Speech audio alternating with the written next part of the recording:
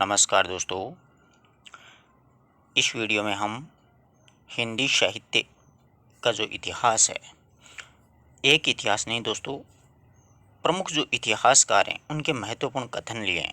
इसमें देखिए, सबसे महत्वपूर्ण अगर देखा जाए तो शुक्ल का इतिहास ही मील का पत्थर साबित हो रहा है अब तक। फिर हजारी प्रसाद द्विवेदी का और रामस्वरूप चतुर्वेदी का। अगर आपने वीडियो नहीं देखे हैं तो मैंने आचार्य शुक्ल के इतिहास के महत्वपूर्ण सारे कथनों का एक वीडियो डाल रखा है, आप प्लेलिस्ट में से देख सकते हो। हजारी प्रसाद द्विवेदी के कथनों का भी एक वीडियो डाल रखा है। आज शुक्ल और हजारी प्रसाद द्विवेदी के साथ साथ ज़्यादातर कथन लिए हैं रामस्वरूप चतुर्वेदी के इतिहास को। वर्तमान परीक्षाओं को ध्यान में रखते हुए रामस्वरूप चतुर्वेदी के कथन उठाए जा रहे हैं आज। ठीक है, तो देखिए, अब अपन चलते हैं अपने वीडियो की ओर। देखो,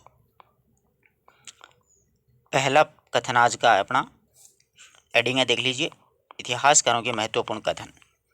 पहला कथन है, जिनके संस्कार बहुत कुछ अंग्रेजी कविता के सांचे में ढल जाते हैं।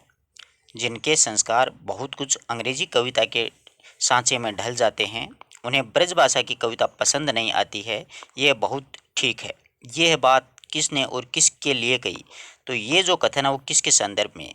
ये महत्वपूर्ण कथन निराला का है, पंत के संदर्भ में। यानी पंत को है, अंग्रेजी कविता के सांचे में ढल चुके थे पंत, उनको ब्रजभाषा की कविता अच्छी नहीं लगती थी, जबकि पंत है वो खड़ी बोली में कविताएं लिखते थे। ये जो बात है, ये जो कथन है वो निराला जी के द्वारा पंत के लिए कहा गया है।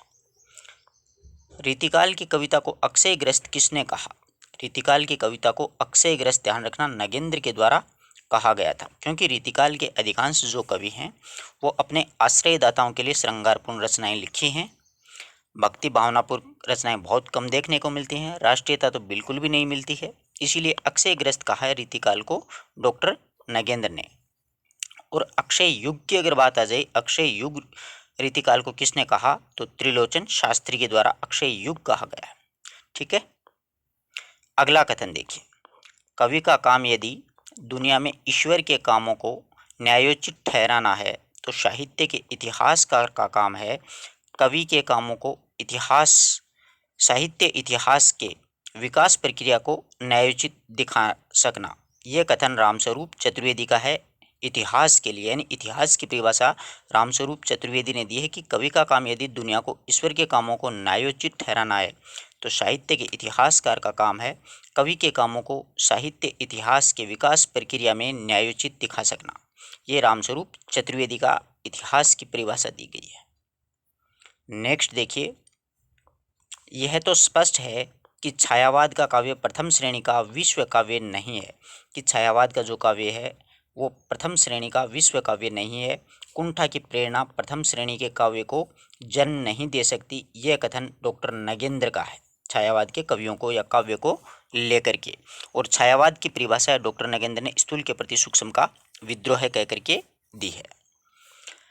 अगला कथन देखिए, नया लेखक उससे डरता है। बहुत अच्छे कथन है, आप नोट कर लीजिएगा, आपको बहुत मुश्किल से मिलेंगे ये कथन। नया लेखक उनसे डरता है, पुराना घबराता है, पंडित सिर झुकाता है, सिर हिलाता है। वे पुराने की गुलामी पसंद नहीं करते और नवीन की गुलामी तो उनके लिए एकदम असहाय है। ये किसका कथन है? ये कथन आचार्य हजारी प्रसाद द्विवेदी का आचार्य शुक्ल के इतिहास को लेकर के लिखा गया है। इस प्रकार के कथन अक्सर परीक्षाओं में आजकल 2-4 उठा लिए जाते हैं। ठीक है, ये कथन आप अच्छे से लिख लीजिए, एक बार वीडियो सुनिए फिर आप पढ़िए, आपको याद हो जाएगा। ठीक है, नेक्स्ट देखिए, किसने अपने जीवन को सपाट समतल मैदान कहा? किसने अपने जीवन को सपाट समतल मैदान कहा? तो प्रेमचंद के द्वारा कही गई थी यह बात अपने जीवन को लेकर के। अगला देखिए, कविता उनका संस्कार है, गद्य में विचार एक के लिए वे ब्रज भाषा को पकड़े हुए हैं और दूसरे के लिए खड़ी बोली को अपनाते हैं। ये कथन किसका, किसके संदर्भ में? ये कथन रामस्वरूप चतुर्वेदी का भारतेंदु जी के लिए कहा गया है कि भारतेंदु जी की कविता का जो संस्कार है वो गद्य में विचार एक के लिए वे ब्रज भाषा को पकड़े हुए हैं और दूसरे के लिए खड़ी बोली को अपनाते हैं। रामचंद्रिका को छंदों का अजायब घर किसने कहा? कई बार पूछा गया कथन है, ये रामस्वरूप चतुर्वेदी का है। रामचंद्रिका को रामस्वरूप चतुर्वेदी ने छंदों का अजायब घर कहा। रामचंद्रिका 39 प्रकाशों में है, केशव की रचना है। ठीक है, नेक्स्ट देखिए, यदि कई सौ वर्ष बाद कोई इस काल में हिंदी साहित्य का इतिहास लिखने बैठे तो शायद उसे भी हजारी प्रसाद द्विवेदी की तरह इस समस्या से टकराना होगा कि आखिर खड़ी बोली पर आधारित काव्य भाषा के परिदृश्य में खड़ी बोली को अपने घर से ही सारे लेखक जहाँ कहाँ चले गए। यह कथन रामस्वरूप चतुर्वेदी का है। खड़ी बोली को लेकर के यह कथन रामस्वरूप चतुर्वेदी का है। ब्रह्मानंद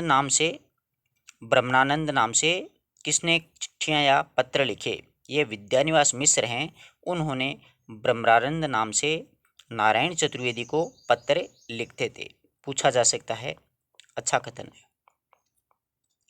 अमृतलाल नागर किस नाम से कविताएं लिखते थे? तो अमृतलाल नागर मेघराज इंद्र के उपनाम से कविताएं भी लिखते थे, जबकि अपन हैं वो अमृतलाल नागर के गद्य ही पढ़ते हैं, जबकि इन्होंने कविताएं भी लिखी हैं। सुमित्रानंदन पंत की जीवनी उनकी बहन है। वो जीवन और साहित्य नाम से 1977 में जीवनी लिखी थी शांति जोशी ने। सुमित्रानंद पंत की जीवनी उनकी सिस्टर के द्वारा ही लिखी गई थी, जीवन और साहित्य के नाम से। जायसी का कहरनामा जो रचना, उसका पुराना नाम है मेहरी बाईसी। कहरनामा एक जायसी की रचना है। अपन जायसी की 3 ही रचना पढ़ते हैं,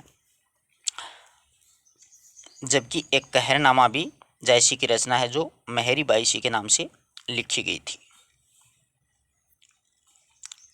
आगे देखिए, शिखर से सागर तक किसकी रचना और किसके जीवन पर लिखी गई है? बहुत बार पूछी गई है ये रचना। ये राजकमल की रचना है और अज्ञेय की जीवनी के रूप में लिखी गई है। किसकी जीवनी है? अज्ञेय की जीवनी है। राजकमल इनके लेखक हैं।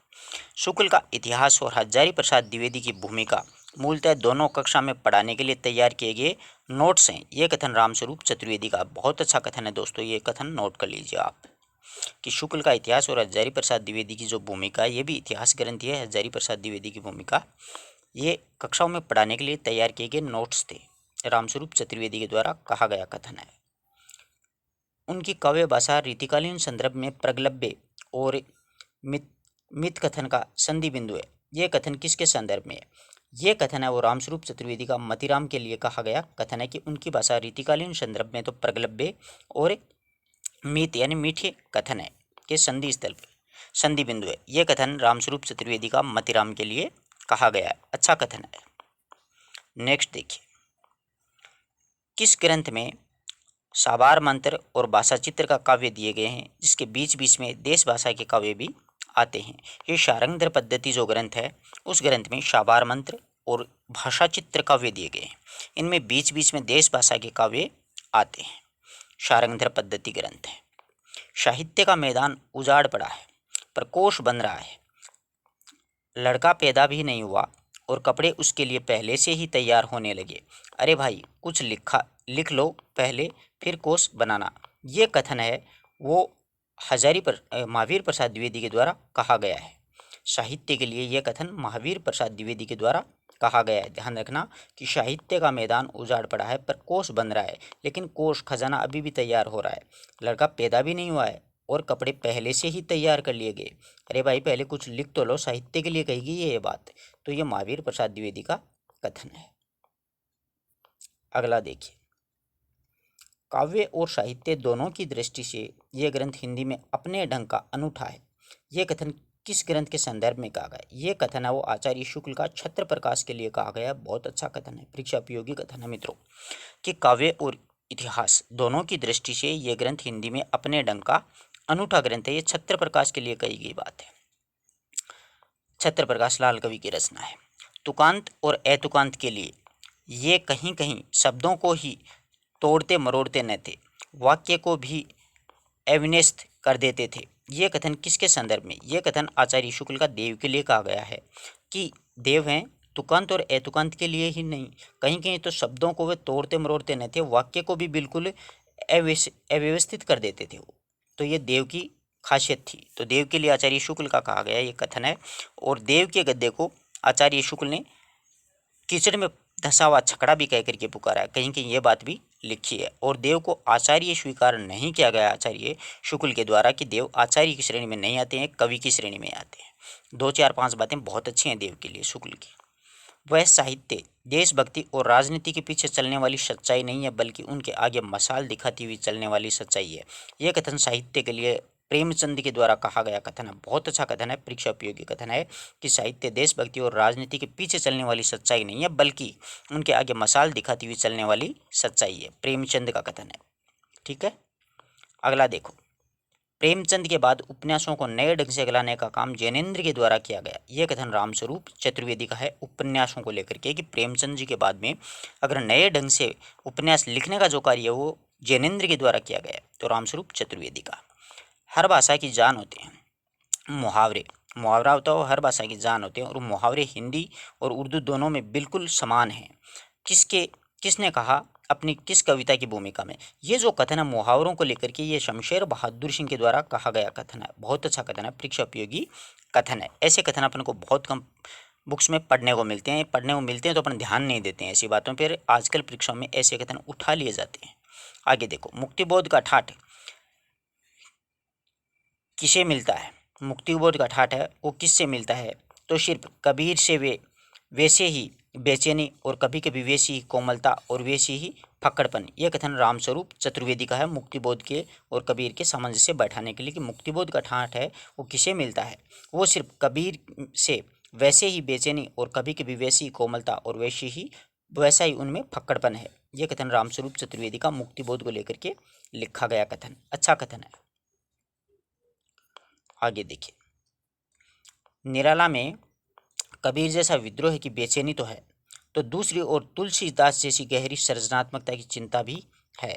यह कथन रामस्वरूप चतुर्वेदी का निराला को लेकर के कहा गया। फक्कड़पन वगैरह ये चीज़ें आ जाएंगी तो आ जाएगा मुक्तिबोध, और कबीर जैसी विद्रोह प्रवृत्ति और बेचैनी, और तुलसीदास के साथ साथ में साम्यता दिखा दी जाएगी, सृजनात्मकता चिंता, तो ये निराला के लिए रामस्वरूप चतुर्वेदी का कथन है।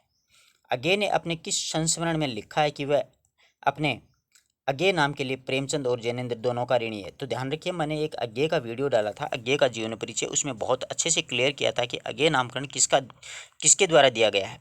तो अज्ञे ने अपना नाम है वो अज्ञे के लिए प्रेमचंद और जैनेन्द्र दोनों के ऋणी है। ये स्मृतिलेख एक इनका संस्मरण है, स्मृतिलेख, उसमें अज्ञे ने ये बात स्वीकार की है। इतने बड़े उपन्यास में व्यापक कष्ट और पीड़ा को झेलते हुए कहीं कोई चरित्र थोड़ी देर के लिए कुछ सोचता हुआ, आत्मालोचन करता हुआ अंकित नहीं किया गया है। इतिहास वर्णन में तो ऐसा संभव है, पर अभ्यास के लिए सहज नहीं है। ये कथन किस उपन्यास के संदर्भ में?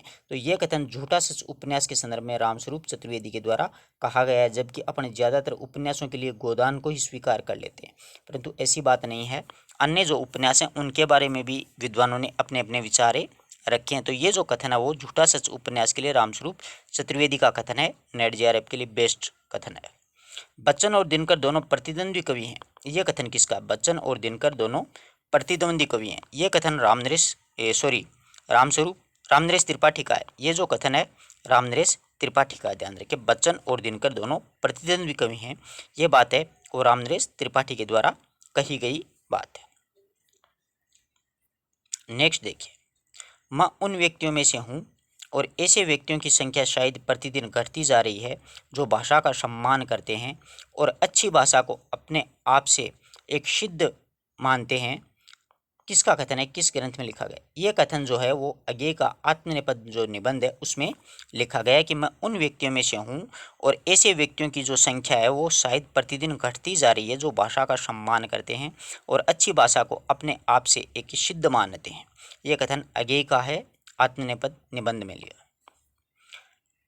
अगला कथन बहुत अच्छा है, तार सप्तक से लेकर के, कि कल तार सप्तक संग्रह मिला, अच्छा निकला, फिर आलोचना लिखूंगा, अभी बहुत गर्मी है, विशेष लिखा नहीं है, अज्ञे का पता नहीं मालूम, हालांकि तार सप्तक उन्हीं का भेजा हुआ सिर्फ शीलम लिखा है।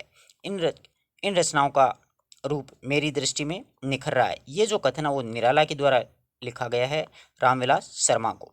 रामविलास शर्मा के लिए निराला ने ये कथन है वो लिखा है।